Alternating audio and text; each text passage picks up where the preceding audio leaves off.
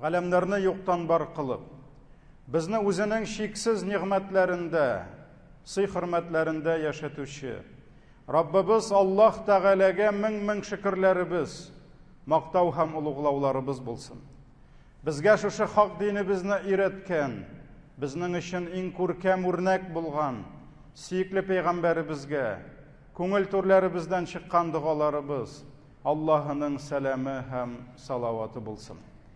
Азиз кардәшләрем, иң элек үземне, аннары соң сезне тақвалыкка чакырам. Кайда гына булсагыз да, Аллаһы Тәгаләгә тақва булыгыз. Аның әмерләрен үтәгез, аның харамнарыннан ерак булыгыз. Аллаһ Тәгалә Кур'ан-ы Кәримдә әйтте: "Я айюхаллазина аману тақуллаха хакка туқати, ва ла тамутунна илля ва антум муслимун." Әй иман китергән бәндәләр, Аллаһы Тәгаләгә тиешле дәрәҗәдә тақва булыгыз. Һәм мөселман булмаган хәлдә үлүдән, Аллаһ хузурына кайтудан сакланыгыз. Аллаһы Тәгалә үзенең шиксез рәхмәте белән безләрне ахыр өммәт итте, Коръән өммәте итте. Аллаһы Тәгалә Коръән белән үзенең җир өстенә булган бөтен изге китапларын тәмамлады. Пишәт сукты, мөхөрләде һәм Коръәнне ахыр илчесенә, ахыр дин, шәригать белән иңдерде. Коръән Аллаһы Тәгаләнең кешелеккә булган соңгы мөрәҗәгате, аның кыямәт көненә кадәр дәвам итәчәк мугҗизасы һәм шиксез рәхмәтедер. Аллаһы Тәгалә әйткән: "Алиф лам ра китабун ухкимат аятуху thumma fussilat min ladun хакимин хабир." Бу китапты аның һәр бер аятында камиллек ди. Ул бер кимчелексез ди. Һәм бу китапны ди ачык итеп кем аңлатып бирде? Һәр нәрсәне белүче, һәр нәрсәдән хәбәрдар булган һәм хикмәт иясе, мудрый булган Аллаһ бу китапны сезгә ачык итеп аңлатып бирде ди. Худ сурәсе 1-нче аят.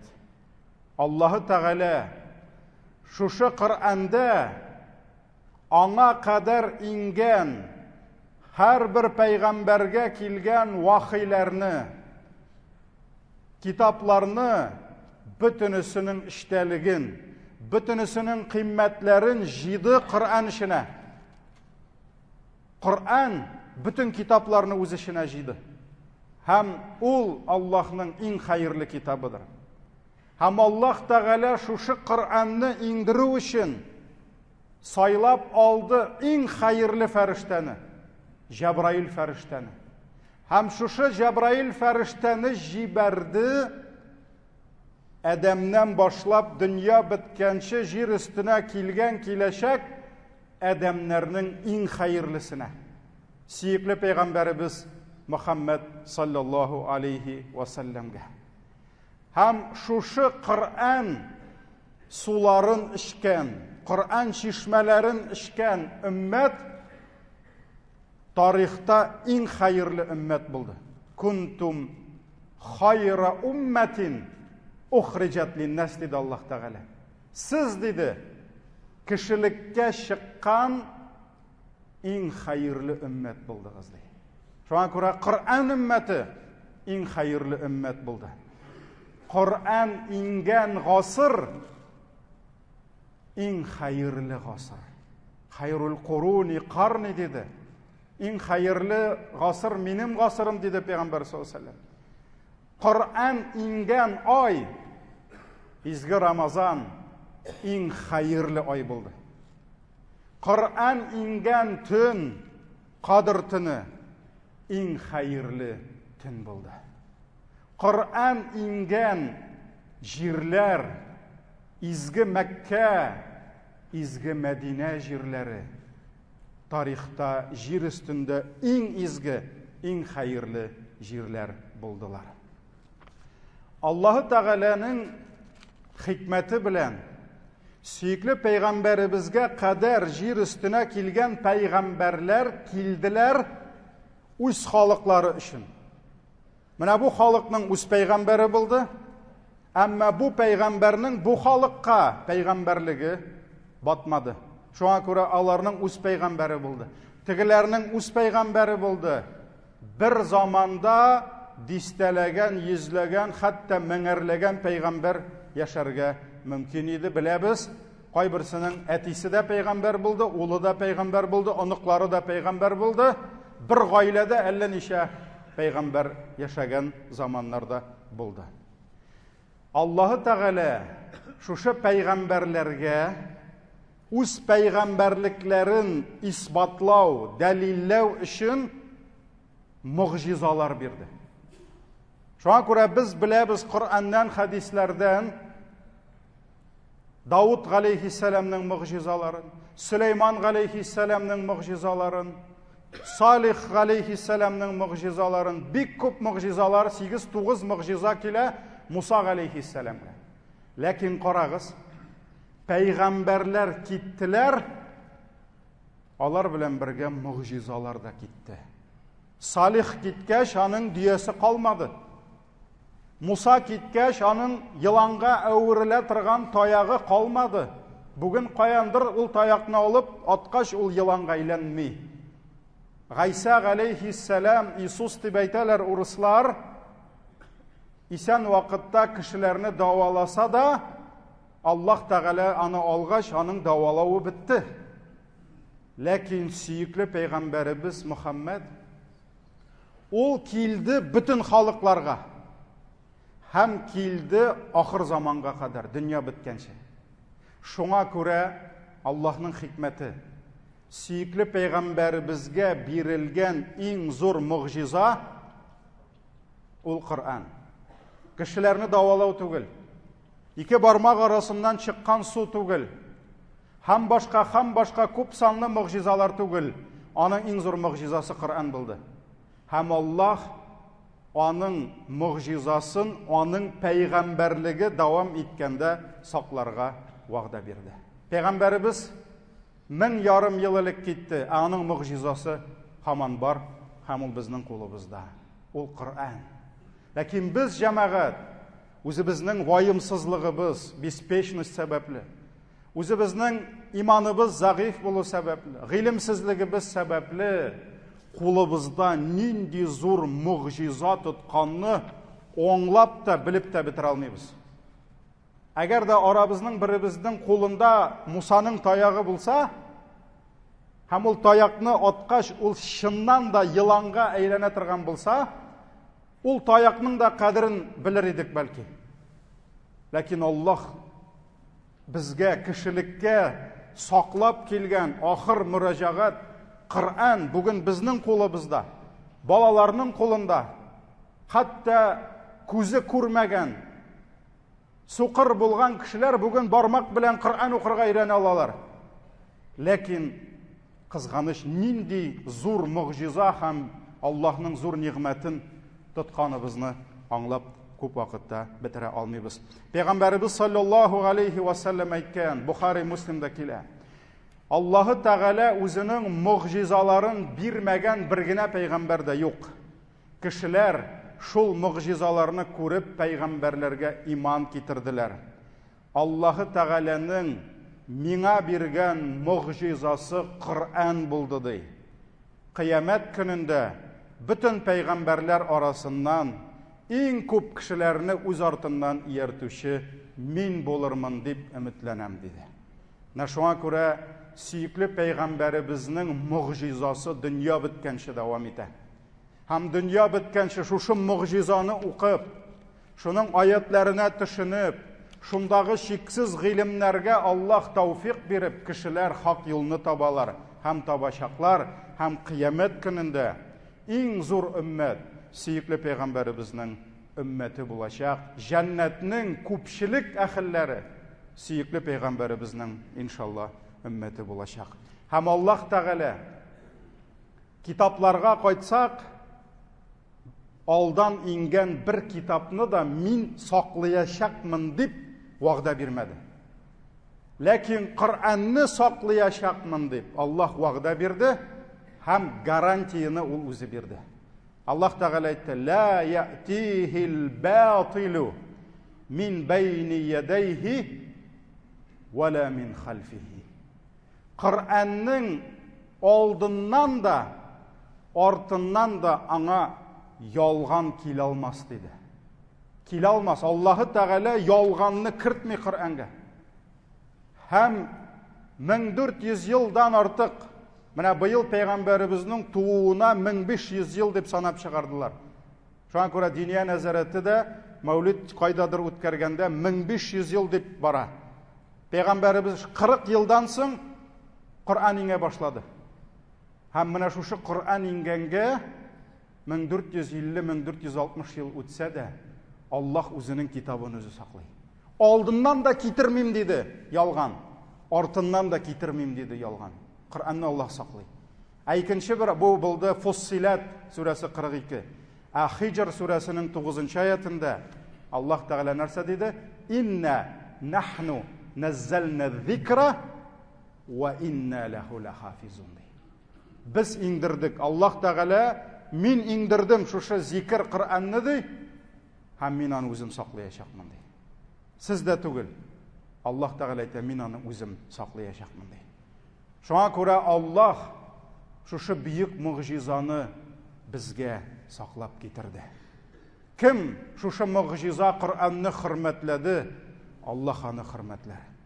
Кем Коръәнне кимсетергә теләде, Коръәнне ялган дип кешеләрдә шик уятырга теләде, Аллаһ аны хурлыкка төшерде, Аллаһ аны кимсетте.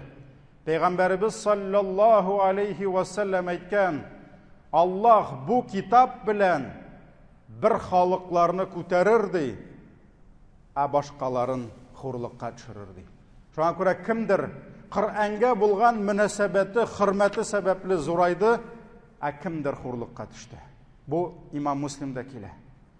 Һәм шуннан да җәмәгать безнең халыкта да, үзебезнең, мен инде татарларның тарихына кайтып әйтәм, Совет чорында, динсезлек чорларында без яшәгән халыкта да шушы Коръәнне кимсетергә, халыкны Коръән юлыннан биздерергә теләүчеләр булды. Ләкин Коръән кайда да, алар кайда. Коръән кайда да, алар кайда. Юридуна лiyutfi'u нураллахи биафвахихим ди. Аллаһ Тәгалә әйтә Коръәндә: они хотят, они желают погасить свет Корана ди, свет истины своими устами ди. Кабахат сүзләр сөйләп, яман, хайырсыз сүзләр сөйләп, алар ди Коръәннең нурын сүндермәкче булалар ди. Валлаху мутимму нурихи. Аллаһ ди үзенең нурын үзе саклаячак ди.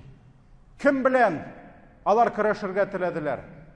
Сөргөнгә җибәргән, каядыр Сибирләргә куган хәзрәтләр беләнме? Юк. Аллаһ белән алар көрәшергә теләделәр. Алар кайда да?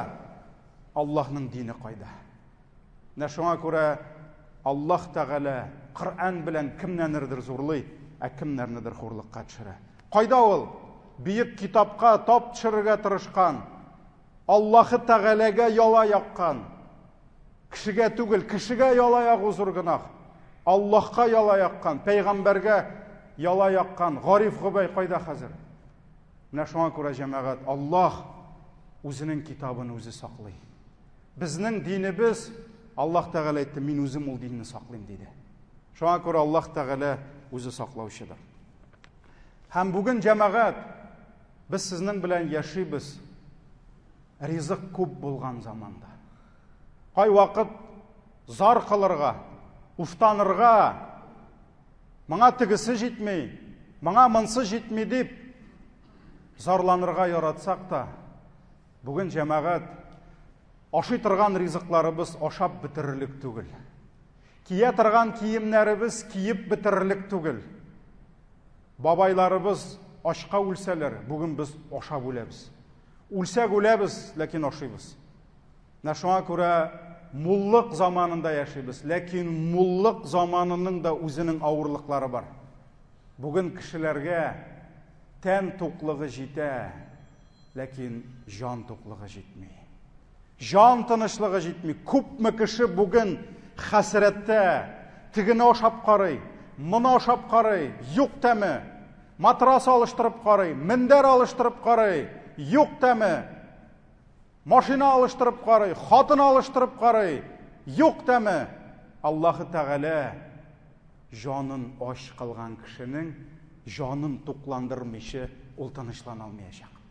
Мына шуңа көрә бүгін 90-нчы елларда Кашпировскийлар, Шумаклар, телевизор аша кешеләрнең башларын катырган кебек, клубларга җыеп кешеләрнең башларын катырган кебек, бүген жан давалаучылар күбәйде. Курслар бетереп, психологлар әйтәләр, без сезне бәхетле итәбез ди. Монда бизнес коучерлар әйтәләр, без сезне байытабыз, рәхәт булачак сезгә ди. Һәм бүген шундый заманга килдек. 7 ел медицинский университет бетергән, 30 ел операция ясаучы врач, аның бүген айлык кирме әзрәк, ничәдер ай курс бетергән психологка. Бүген врачлар эшләрен ташлап, хәзер психологка китәсе калды. Шуңа күрә бүтән кеше хәзер нәрсә? Жанына тынычлык алыр өчен бүтән әйберсен бирә хәзер. Кабан артында имам булып эшләгәндә килеп кирде кабинетка бер апа. Урыны җәннәттә булсын. Намаз белән үлде ул, әлхәмдүлиллаһ. Килеп кергән апа, хәзрәт ди, менә фәлән җирдә эшлим ди. Бүтән нәрсәм бар ди, бүтән нәрсәм килгән ди. Улымның тәүфигы юк ди. Нишләтергә ди, менә шулай эшли, менә шулай эшли. Алып килим әле, эшкереп кара ди, сүгеп кара ди, кыйнап кара ди. Бер нәрсә эшләт ди, хәзрәт ди, җәмәгать. Бер сүз истәмим, валлаһи шулай булды. Менә ди, улымны үзгәрт ди. Хәзер утырабыз ди, ТТС-ка барабыз ди, Мамадышки трактка. Любой кроссоверны сайлап ал ди. Мин сиңа сатып алып бүләк итәм ди. Ләкин улымны бер нәрсә эшләт ди. Апам әйтә, мин Аллаһы Тәгалә түгел. Миннән торганны эшләрмен, вагазын да сөйләрмен, эшкереп тә карармын, кыйна дисәң кыйнап та карармын, кешем җитсә. Ләкин мин Аллаһ улыңнан алган тәүфикны мин аңа бирә алмыйм. Шуңа күрә бас намазга. Ничә мәртәбә намаз укыдың? 60-тан узып, укыганым юк ди. Башыңны сәҗдәгә сал. Йылый-йылый Аллаһтан гафу сора. Раббым, 60 ел мине җир өстендә йөртәсең, ә минем сиңа бер сәҗдә кылганым юк. Миңа балалар бирдең, миңа эш бирдең, акча бирдең, дәрәҗә бирдең, карьера бирдең. Ә минем сиңа бер мәртәбә шөкр иткәнем юк, сәҗдә кылганым юк дип йылый-йылый сора, балаңа тәүфик сора. Аллаһ бирсә, балаң тәүфиклы булыр ди. Әлхәмдүлиллаһ, 5 намазда үлеп китте ул апа. Аллаһ Тәгалә инде улына тәүфик бирсен. Менә шуңа күрә җәмәгать, кешенең кайгысы белән акча эшләүчеләр күп. Жан тынычлыгы югалгач, кеше бүтән әйберсен бирә хәзер. Күрәзәчегә дә барып карыйлар, тигесенә дә барып карыйлар. Ләкин Аллаһ Тәгалә нәрсә ди? Минем китабымны укыгыз ди. Әла бизикриллаһи татмаиннул кулуб ди. Йөрәкләр ди. Только поминанием Аллаха успокаиваются сердца ди. Жанга ризык Аллахны зикр итү. Ну дай ты своей душе Аллаха. Дай, бир жаныңа Аллахны, дуа бир, Коръан бир. Менә бит Аллаһның китабы, сахабаларның кулларында мусхаф булмаган, менә бу Коръаннар булмаган. Алар аят ташларга язганнар, яфракларга язганнар, шулай итеп Коръан өйрәнгәннәр. Ә бүген безнең кулыбызда нинди генә Коръан юк. Түрк басмасы, Казан басмасы, Гарәп басмасы, тәрҗемәсе белән, кирәк булса электронный, Кытайларга рәхмәт, ясап бирделәр, кулың ручканы китерәсең, укып бирә. Ничек кирәк? Телефонда бар, компьютерда бар. Инде хәзер флешка тыгып башыбызга Коръанны гына качайт итәсе калды. Бүтән мөмкинлек бар. Ә каян эзләп йөрибез без җан тынычлыгы? Аллаһ Тәгаләнең китабы безгә тынычлык бирә. Пәйгамбәрбез саллаллаһу алейхи ва саллям әйтте, әгәр бер халык Аллаһының йортларына җыелып, анда Аллаһының китабын укысалар ди. Нигә җыелган алар? Әнә класста, мәдрәсәдә бүркіту апалар утыралар, күздікләрін кигәннәр, эй, телләрен ваталар, айн белән гайынны айыра алмыйча. Эй, остазлар аларны интектирәләр, ха белән ханы айыртырга. 60 яшьтә, 70 яшьтә ваталар. Менә монда бабайлар җыелган, машалла, алар Аллаһның китабын укыйлар. Пәйгамбәрбез әйтте, әгәр бер халык Аллаһның йортларының берсенә җыелып, анда Аллаһның китабын укысалар, бер-берсенә өйрәтсәләр ди, алар өстенә күкләрдән тынычлык иңәр ди. Моны кем безгә вәгъдә итә? Моны безгә пәйгамбәрбез вәгъдә итә. Менә ди җан тынычлыгын каян эзләргә кирәк ди. Аларга күкләрдән җан тынычлыгы иңәр ди. Ва гашиятхумур рахма, Аллаһның рәхмәте аларны кылачлап алыр ди. Һәрберсен кочаклап алачак Аллаһның рәхмәте. Һәм аларны фәрештәләр әйләндереп алыр ди. Һәм шунда утыручыларның исемнәрен әйтеп, Аллаһ Тәгалә үз хузурында алар белән горурланыр ди. Менә җан тынычлыгын кайдан эзләргә кирәк? Әлхәмдүлилләh, хәтта җәмәгать Коръан яңгыраган күңелдә генә түгел, йортта, җирлектә бәрәкәт була. Кай вакыт авылларга барабыз, мәчеттә кеше юк. Хәзрәт зарлана, менә килмиләр ди. Мәйтәм, мәдрәсәң бармы? Юк инде, йөрүче юк ди. Мәйтәм, тап бер баланы авылда. Табаласыңмы авылдан бер баланы? Табалам ди. Китереп утырт та, шуңа Фатиха сүрәсен ятлат. Көн сайын шоколад бир. Һәм әйт, берәрсен алып килсәң, аңа да шоколад бирәм дип әйт. Пәйгамбәрбез саллаллаһу алейһи ва саллям алдан сахабаларга бирдеме? Бер сахабага әйтте, "Ана күрәсеңме сарык көтүе? Ал, бөтенесе синеке" диде. Тегесе кайтты да, бөтен авылын җыйды да әйтте, "Иманга килегез" диде. Анда Мөхәммәд диде, садака бирә, фәкыйрьлектән курыкмыйча диде. Бу Аллаһның пәйгамбәре диде. Бөтен кабилә исламга килде. Шуңа күрә шоколадыңны бир, бер балаңа Фатиха өйрәт, мәчетеңә бәрәкәт киләчәк. Шуңа күрә һәр вакыт әйтәм имамнарга, Коръан өйрәтегез, бәрәкәт киләчәк. Әлхәмдүлилләh, пәйгамбәрбез әйтте, Бакара сүрәсе укылган йорттан шайтан качыр ди. Күңелдән генә түгел, хәтта йорттан кача Аллаһның китабы ул йортта укылса. Шуңа күрә Аллаһ Тәгалә вәгъдә бирде. Менә шушы җаннарны җәрәхәтләп, сызлатып, төннәрне йокысыз калдырган, шушы жан ачлыгын тутыра, шушы җәрәхәтләрне давалый Аллаһның китабы Коръан. Ва нуназзилу минал Коръан ма хуа шифа ва рахматул лил муъминин. Аллаһ Тәгалә әйтә, без Коръанны индердек ди, мөэминнәргә шифа итеп ди. Шифа. Аллаһның шифасы килә Коръан белән. Кул хуа лиллазина аману худан ва шифа. Әйтте, Коръан ди мөэминнәр өчен шифа һәм туры юл ди, туры юл һәм шифа ди.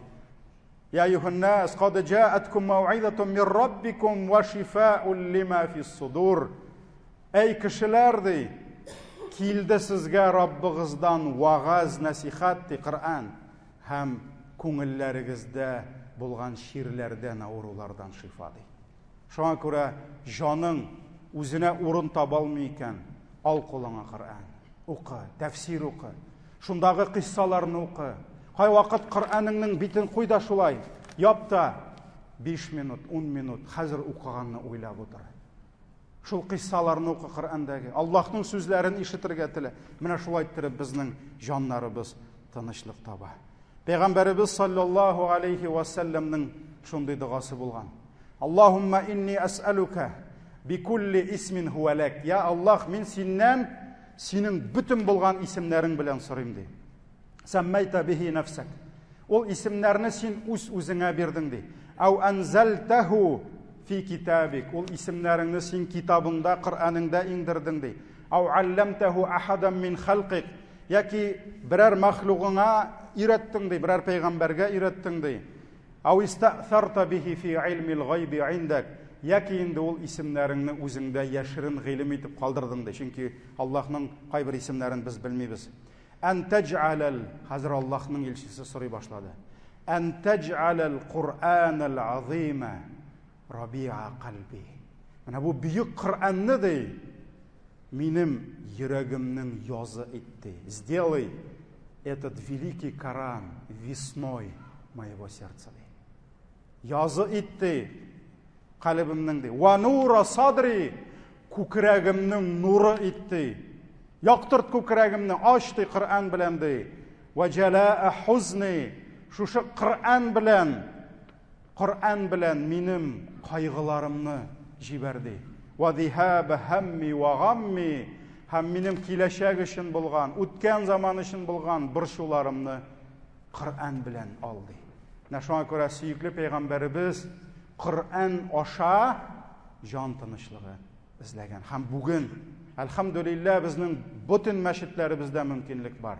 Кем Құр'анны укый белми? Кемгә әле Құр'ан кириллицадан Фатиха сүрәсен ятлый? Куйыгыз ул кириллицаны. Құр'ан кириллица белән иңмәде. Гарәп хәрефләрен өйрәнегез. 28 хәреф. Аны бик тиз өйрәнәсез. Аллаһ Тәгалә тәүфиq бирүче. Аллаһ аша. Килегез бүген мәчетләргә. Әлхәмдүлилләh, менә апаларның укуларын башладык. Бүтән тишек-тишек апалар тулды. Бабайлар юк. Яки безнең бабайлар зур галим, аларга кирәкми. Яки алар әле гыйлемнең юл аңламыйлар кыйммәтен. Килегез. Татарча кирәк безгә диделәр. Иң әз безнең группа татар группалары. Әгәр дә без татарча кирәк дип әйткәнбез икән, менә махсус укытучы куйдык, махсус вакыт белгиләдек, татарчага юк. Нишләргә? Үзебез сорыйбыз. Шуңа күрә җәмәгать, килегез укырга. Ир кешеләр бик аз килә. 80% хатын-кыз безнең. Аларның эшләре дә күп бит инде. Өйдә алар ижиштыралар, ашарга пешерәләр, ирләрен килиләр, шаба-шаба укырга килә. Ирләр нәрсә эшлиләр? Юк, ирләребез бик аз җәмәгать. Тиздән булай булса зур залны аларга бирәбез. Сириядә булган бит бер елны. Сүриядә ирләр биткән, хатыннар, галимнәр, скоро минбәргә хатыннар менә бит инде дип ирләрне ялтып мәчеткә чакыра башлаганнар. Бездә дә шул кебек укырга. Шуңа күрә ирләрнең 8 сентябрьдән башлыйбыз укуларын. Кемнәр башлангыч һәр дүшәмбе атнак, бу татар төркемнәре турында сүз бара. Татар төркемнәре куйдык бабайларга, хөрмәтле, 9-дан 12-гә. Сәгать 9-га дәфтәрләрегезне тотып киләсез, илә укып кайтып китәсез. Дүшәмбе һәм шәршәмбе. Понедельник, среда. Кемнәр дәвам итәләр, икенче курслар, аларга сишәмбе, вторник һәм атнак кич четверг, 9-дан 12-гә. Җыелыш, башлангыч җыелыш булачак 8 сентябрь кичке 6-да. Килегез, сорауларыгызны бирегез. Ирләрнең уку-укыту өчен, дәресләр өчен безнең Сәлимҗан хәзрәтебез җаваплы. Әлхәмдүлилләh, диния нәзарәтеннән килгән программа белән укытабыз. 3 еллык укулар, Аллаһның рәхмәте, мөмкинлек бар, кулланыгыз, өйрәнегез. 10 ел намаз укып, 20 ел намаз укып, рәхәтләнеп Коръан укырга да өйрәнмәсәгез җәмәгать, бу дөрес әйбер түгел. Менә монда утырган һәрберебез Коръан укырга өйрәнә ала. Хәтта нәрсә диде пәйгамбәребез? Кем авырлык белән укый, савапны 2 тапкыр күбрәк ала диде. Менә монда берәү рәхәтләнеп укый, аңа бер төрле савап, аның да савабы күп. Менә монда берәү телләрен вата-вата өйрәнә, аңа савап 2 тапкыр күбрәк була. Шуңа күрә өйрәнегез. Аллаһның бөек китабын укып, җаннарыгызга, күңелләрегезгә тынычлык алыгыз, кыямәт көнендә дәрәҗәләрегезне күтәрергә насыйп итсен. Баракаллаһу лана ва лакум фил Qur'анил азим ва нафa'ана бил аяти ва зикрил хаким иннаху хувал гафурур рахим.